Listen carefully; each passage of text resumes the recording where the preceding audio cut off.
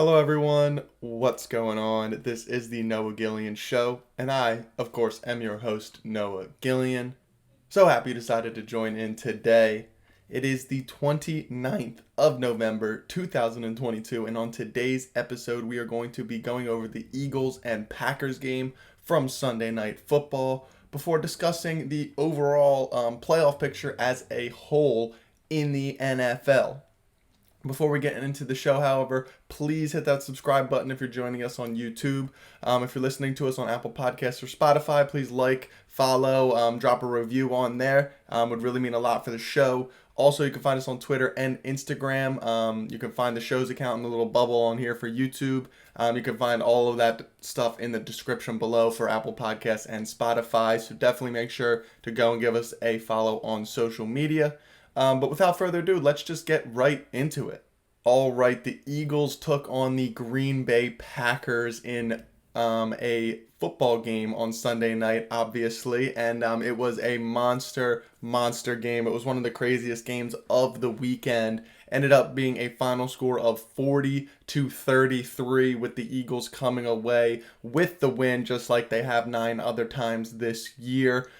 Just a ridiculous game. They went up big time early. I thought it was going to be a runaway game. Packers ended up coming back to take the lead, and they were going back and forth and then the Eagles took the lead going into halftime, and then even after the Eagles kind of pulled away a little bit in the second half, the Packers made it a close game at the end. It made it a one-possession game, so the entire game was really, really interesting to watch. Even just from a neutral perspective, it was very, very entertaining. A lot of offense, some big defensive plays as well. So it had a little bit of something for everything. But there was some major storylines that came out of this game. And we'll start off with none other than Jalen Hurts.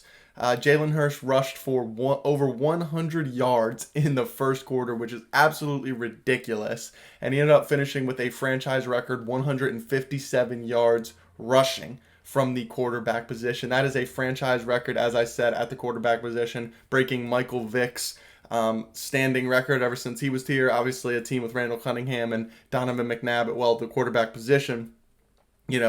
That's a pretty big feat for Jalen Hurts, and he absolutely dominated. He had 100 yards, like I said, in the first quarter, and it seemed like the Packers were playing a ton of man coverage in the game, and they just totally didn't account for Jalen Hurts, or they only allocated one spy to Jalen Hurts. And when you do that one-on-one in the open field, I'll take Jalen Hurts over pretty much any defender in the league, any linebacker in the league. So Jalen Hurts had a phenomenal game with his arm. He's also the first quarterback in NFL history to have 125 passing yards and 125 rushing yards in the first half, or it might be in any half in NFL history. So just an absolutely outstanding game from Jalen. And that's what's really going to separate the Eagles. The thing with Hurts is you want him to be a passer and really be able to distribute the football. But the thing that makes Jalen Hurts special is his ability to run the football. And he did that extremely well. I put out a tweet on this, right after the first drive. They came out and they started throwing, which was a little questionable, especially against the Packers defense, which ranked 29th in DVOA, which is how they measure defensive success over average.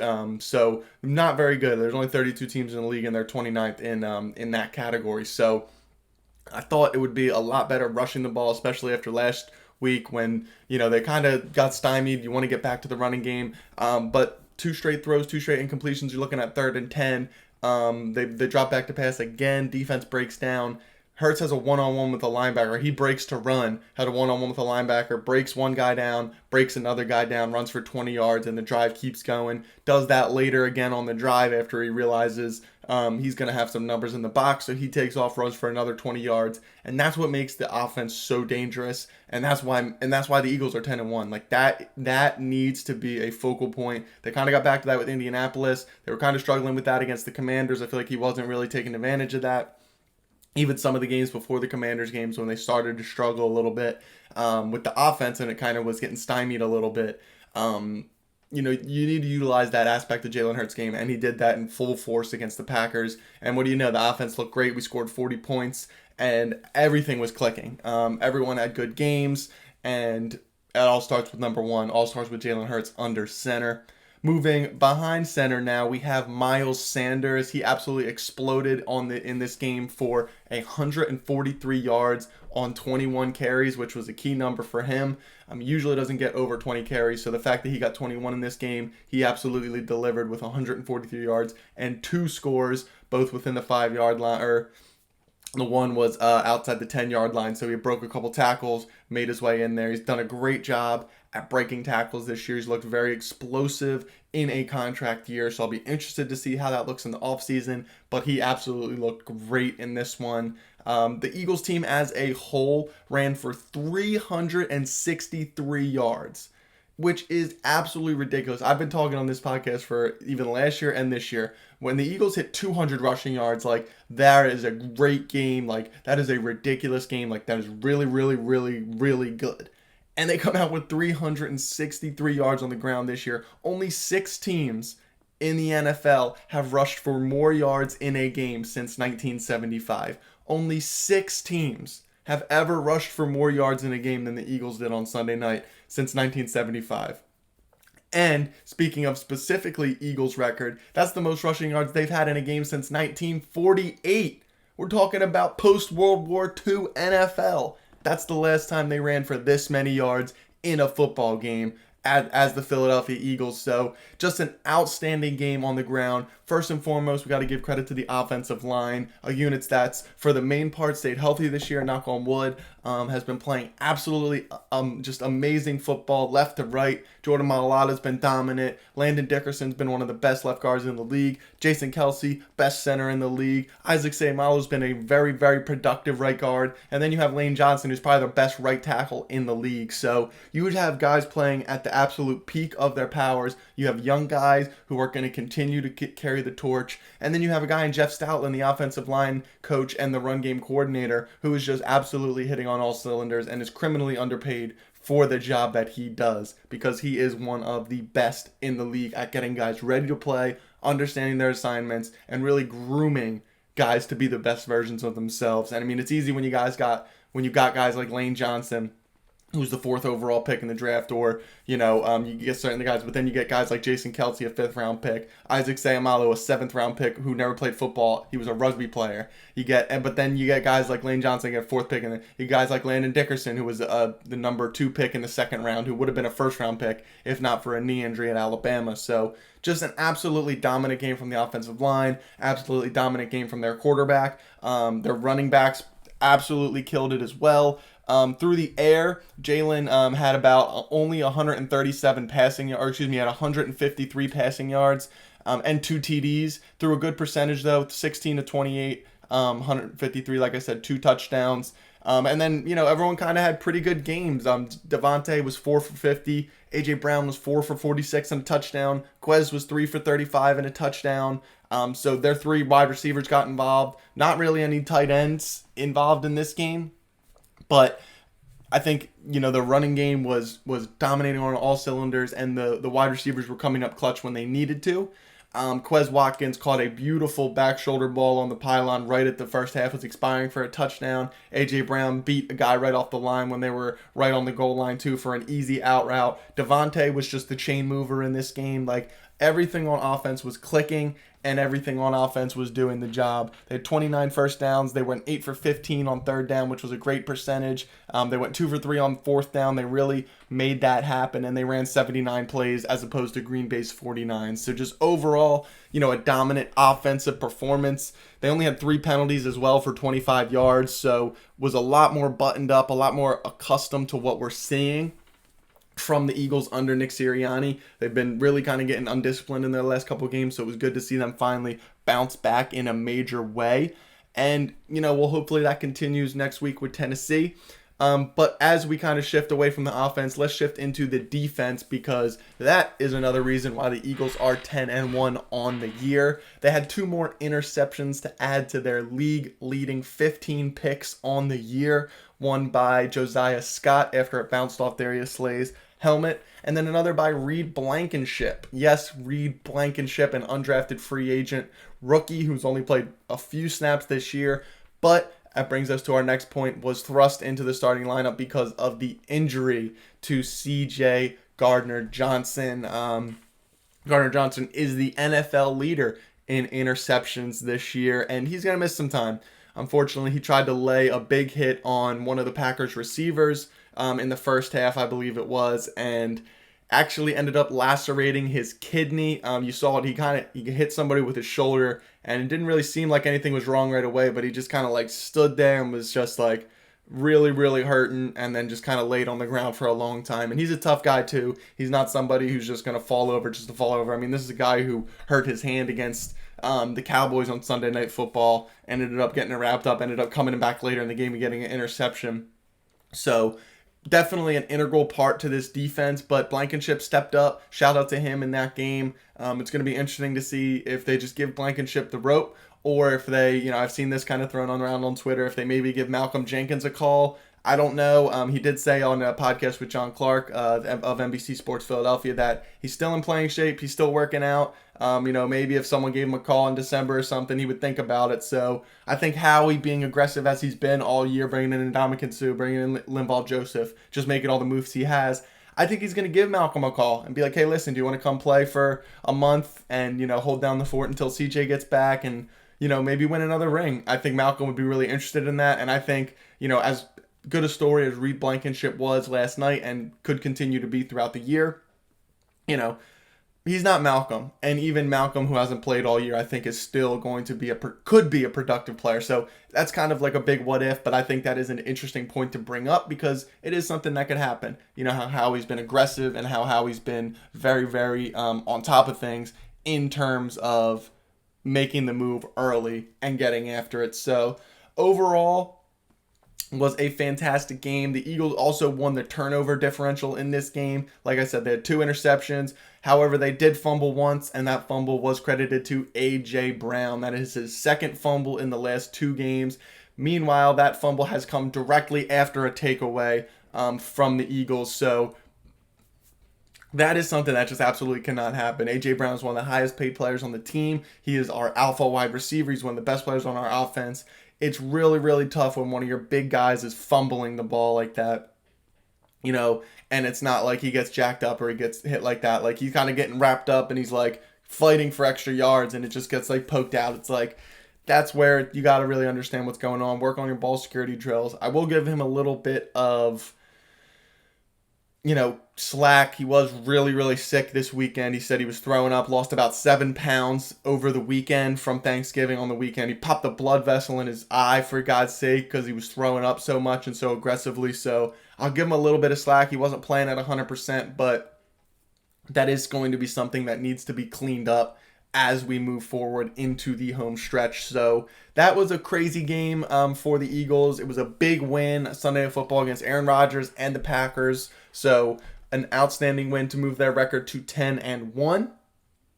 Now let's why not preview the game coming up? We got the Tennessee Titans coming into town. It's going to be a 1 o'clock Eastern game. I think there's potential it may get flexed to Sunday Night Football, but I think they might just leave it there because they're going to want some primetime games maybe for the Eagles later in the year. So Titans coming up. They have obviously one of the best running backs in the league in Derrick Henry, and what have the Eagles been struggling with to stop over the last couple weeks? The run. This is kind of the pocket of the schedule where a few weeks ago, when everyone was talking, when's the first Eagles loss going to come? When are they going to go undefeated? And I knew they weren't going to go undefeated. We said that on this podcast. But the thing about it is we were kind of looking at this pocket of games being like, well, the Colts are well coached and they have a ridiculous running game in Jonathan Taylor. And this was right around when the Eagles were really struggling against the run and all of that. And, we were looking at it with Jonathan Taylor. Then we had Green Bay with Aaron Rodgers, Aaron Jones, and A.J. Dillon. Then we had Tennessee coming in with Derrick Henry. And this was the pocket of games where I kind of saw the loss coming. Ended up coming against the Commanders. And then we've, gone on to beat the Colts and beat the Packers. But this game is going to be a very, very interesting game. The Titans, hey, what can I say? I have to take the L on this one. I thought the Titans were going to fall off a map this year after they traded away A.J. Brown. They lost a defensive lineman to a season-ending injury. Derrick Henry was coming off injury from last year. I just really didn't see the upside. They're really struggling. and they started the year 0-2. I was taking victory laps early in the season, and what do you know? Here they sit 7-4. So just outstanding coaching by Mike Vrabel. If it's close, if there's plays that are going to be decided by coaching, it's going to be Mike Vrabel making the right calls, usually 99% of the time. And it's going to be interesting. But it was interesting also to see the Bengals kind of push the Titans around a little bit in this one. They played the Bengals played the Titans this last week. They ended up winning that game 20-16. Derrick Henry rushed the ball like 18 times for like 28 yards or 38 yards or something like that. So really didn't get going. And it was really interesting to see them kind of get really, really physical with the Titans. I think that's something the Eagles can do. They should be getting Jordan Davis back to bolster that defensive line. So that is going to be very, very crucial for this game specifically.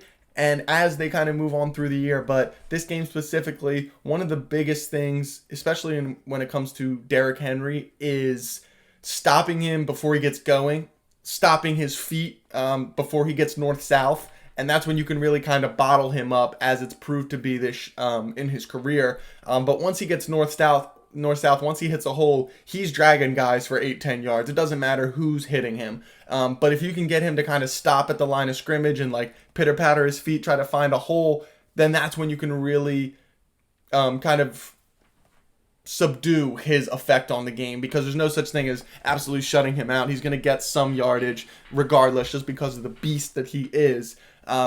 But if you can get him to stop his feet, that's proven to be an effective strategy for him. And then, their wide receivers aren't anything too special. Treylon Burks, the wide receiver who the Titans took with the pick that the Eagles sent to them for A.J. Brown, he is actually starting to come on late. He had a turf toe injury where he was on IR, but now he's back and he looks pretty good. He's making big plays down the field, and he's looking to provide what A.J. Brown provided for them last year. But he's quite not there. He's not there yet. So the offense in general, if you can stop Derrick Henry, you're more than likely going to stop them from scoring a bunch of points. So I think that is going to be a crucial aspect of the game. Their defense isn't something that necessarily scares me. They're going to scheme very well. Obviously, like I mentioned, with Mike Vrabel, a defensive coach, from that New England tree, great player in his own right. They are going to scheme. They're going to have the best scheme possible to beat the Eagles. And I trust Nick Sirianni to build a scheme as well to beat the Titans. So I think it's really going to be interesting. I think the Eagles are definitely going to score in this game. And it's going to come down to whether Derrick Henry can run the ball and keep the clock bleeding and score on their own right. But biggest storyline, I think, in this game has got to be just the A.J. Brown revenge game. It seemed really like things did not end well in Tennessee. They didn't want to pay him the money, which makes sense. They are paying Derrick Henry a ridiculous amount of money. They were paying Ryan Tannehill a ridiculous amount of money. They were paying a lot of guys on the defense a lot of money. So, it turned out that A.J. Brown turned out to be an expendable asset. And we're seeing this year that A.J. Brown is far from that.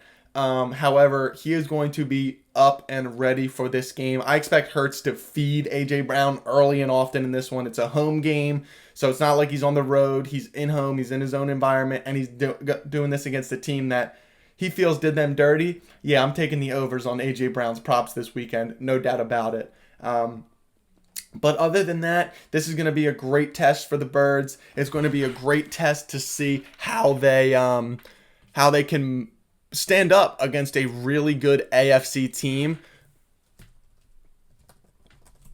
and how they want to respond going forward, because you look at the rest of the schedule for the Eagles, after this game, there's only a few games that really, quote unquote scare you maybe. You got the Titans this week, and then after this week you go to the Meadowlands, which, should be a relative, Eagles should be favored in that one. Then you go to Chicago. The Eagles should be favored in that one. And then you have the Christmas Eve matchup against the Dallas Cowboys. The Saturday game, that is the big game of the year. And then after that, you finish the year out with 2 home games. One first against the Saints, which you're probably going to be favored in. And then the last game of the year against the Giants, which you're probably going to be favored in as well. I do think there's potential to maybe lose one of those Giants games. The Eagles traditionally play well against the Giants, but the divisional games can be very unpredictable, and Brian Dable has been a phenomenal coach. So I think one of those games you got to circle. The Dallas game you obviously got to circle. And then it's this Titans game. So this is really going to be an interesting watch. I can't wait to see how it kind of plays out in terms of early in the game, who can be successful with what. But overall, I think the Eagles should be favored, and I think they will end up getting the victory in this one. All right, now to finish off the pod, I did want to talk about the NFL standings and just kind of give an update on that as we enter week 12. Crazy that we're already here, but we are here nonetheless. So let's kind of look at, first off, the playoff standings in the National Football Conference, the NFC, and see how that breaks out. We have no tiebreakers right now, which is a good thing, but we actually have all 4 NFC East teams currently in the playoff field. Yes, you heard me correctly. One of the divisions last year, which everyone was making fun of, which how bad they were and all this jazz last year, 2 years ago, all 4 teams in the NFC East are currently in the playoff field, which is absolutely ridiculous. Obviously, you got the Eagles at 10-1, holding down that 1 seed. And then you got the Cowboys, the Giants, and the Commanders taking every wild card spot up from there. The Cowboys at 8-3 in the 5, the Giants at 7-4 in the 6, and the Washington Commanders at 7-5 in the 7 seed. Just absolutely ridiculous, and well deserved. They've all been playing well. At the 2 seed, you have the Minnesota Vikings, obviously a big win on Thanksgiving over the New England Patriots. Then you have the San Francisco 49ers, who are currently leading the division out west in the NFC West. They're going to be a very, very good team down the stretch, guys. I'm really, really nervous about San Francisco. And then just to round it out, we have Tampa Bay, who currently is under 500 at 5-6, but they're the division leader, courtesy to that god-awful division. So they are currently sitting in a playoff spot, ready to host a playoff game. So talking about the 49ers, bringing it back, I think that the 49ers and the Eagles are going to be the 2 teams left standing in the NFC Championship game, hopefully at the link. But just the way the 49ers are playing right now, the weapons they have offensively, the way the defense is playing, the fact that Jimmy Garoppolo is now their starting quarterback instead of Trey Lance, I think they are set up to make a run into the playoffs, deep into the playoffs this year, especially with the addition of Christian McCaffrey. I mean, you already had Deebo Samuel, George Kittle, and Brandon Ayuk. Now you add Christian McCaffrey to that, just absolutely makes them just a spark plug, a powder keg type of offense that can explode at any point.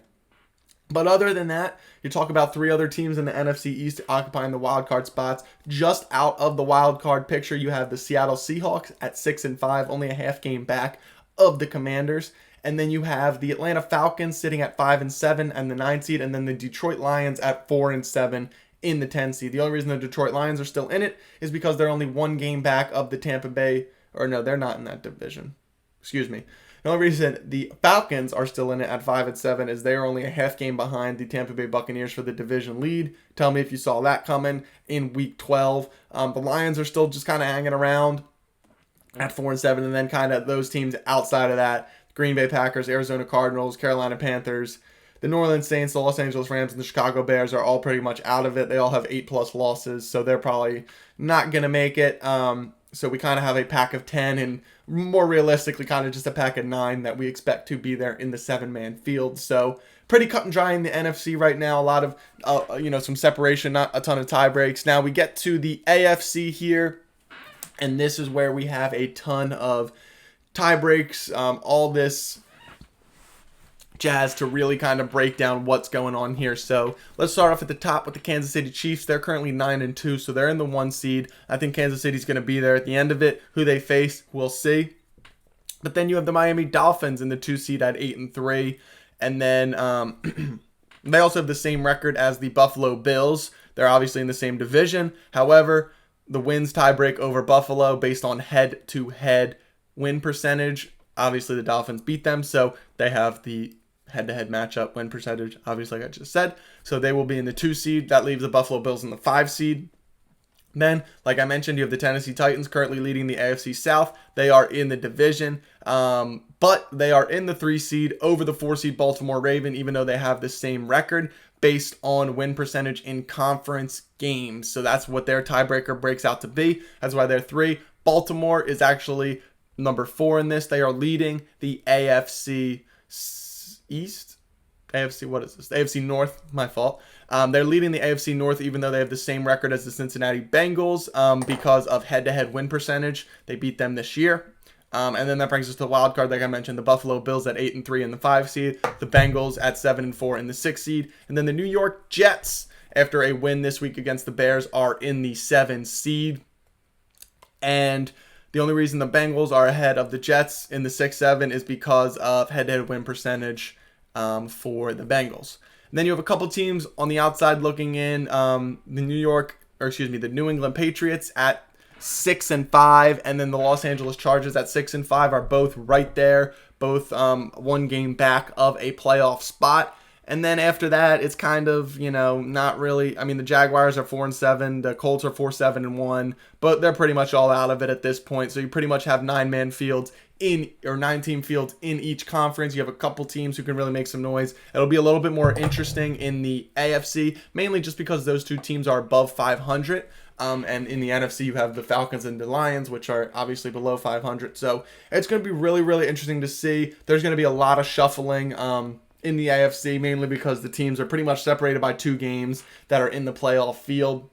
Even the Jets are 7-4 and the Chiefs are 9-2. There's only 2 games ahead of them. So it's going to be a little bit more spread out in the NFC. I think a little bit more clumped up in the AFC. But, like I said, there's still plenty of football left to play. Still plenty of time to decide things. So we're going to be keeping track of it. All right, everyone, that is going to do it for the show today. Once again, check the description below for all of our social media handles. You can see the show's account right here on YouTube. Feel free to shoot us any questions. We'll do some mailbags on the show if we get any questions from you guys. Social media, YouTube comments, whatever you want. Send us questions. We'll be sure to get them in on the show. Thank you guys once again for tuning in, and we can't wait to see you back here again next time.